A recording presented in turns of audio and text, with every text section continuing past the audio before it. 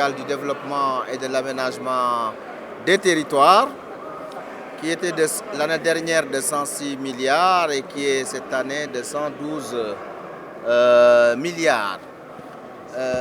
C'est un budget qui est donc en hausse et c'est un budget programme avec beaucoup d'activités de transfert vers les collectivités territoriales. Vous savez que le président Macky Sall, depuis qu'il est à la tête de ce pays, depuis son accession à la magistrature suprême, a mis en œuvre l'acte 3 de la décentralisation. L'acte 3 de la décentralisation qui a comme postulat organiser le Sénégal en territoire viable, compétitif et porteur de développement durable. Et pour cela, il a décidé d'augmenter de manière considérable aussi bien les fonds de dotation des collectivités territoriales que les fonds d'équipement des collectivités territoriales. Par exemple, en 2012, les fonds de dotation étaient de l'ordre de 16 milliards. En 2020, les fonds de dotation étaient de 25 milliards. Et à l'heure actuelle, nous sommes à plus de 27 milliards. En train de faire des travaux directement dans les collectivités territoriales. D'accord. Vous avez été également interpellé par les parlementaires sur certains manquements causés par le dernier découpage administratif, mais également l'acte 3 de la décentralisation, les manquements qu'elle a causés. Alors, sur les découpages administratifs, je pense que là, il y a une unanimité générale au Sénégal pour dire que, effectivement, il y a eu dans le passé des découpages qui n'obéissait à aucune logique, sinon une logique politique, politicienne.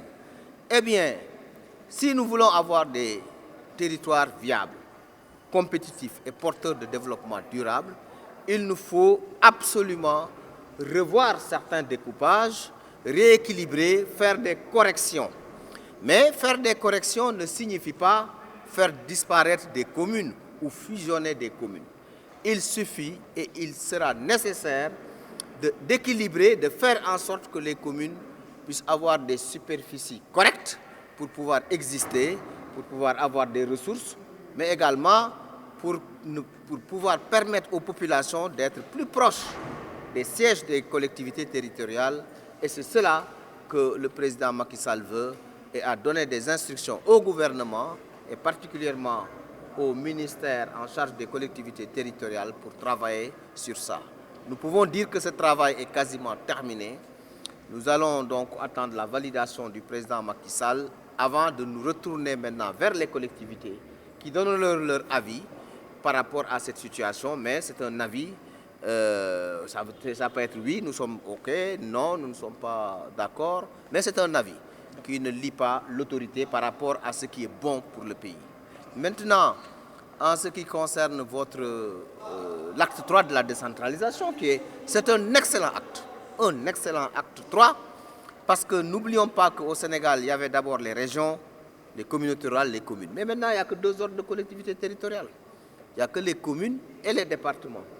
Les communautés rurales ont retrouvé leur dignité, parce que toutes les collectivités sont d'égale dignité. Les ressources ont augmenté. Le développement à la base est mieux compris. Je donne un exemple. Avant, le président du conseil rural n'était pas officier principal d'état civil. Mais le maire l'était. Maintenant, avec l'acte 3, tous ceux qui sont maires sont officiers d'état civil principal. Et de ce point de vue-là également, c'est beaucoup d'avancées. Nous avons évalué la première phase. Nous allons vers une deuxième phase qui va intégrer également le statut de l'élu local, qui va être aussi une phase qui va permettre à la fonction publique locale de trouver un essor de développement, parce que la fonction publique locale a déjà démarré. Et donc, vous voyez donc que l'acte 3 est une très bonne chose et quasiment tous les maires sont unanimes pour dire que ça a été une bonne trouvaille du président Macky Sall et la deuxième phase va venir conforter également les résultats que nous avons au niveau de la première phase.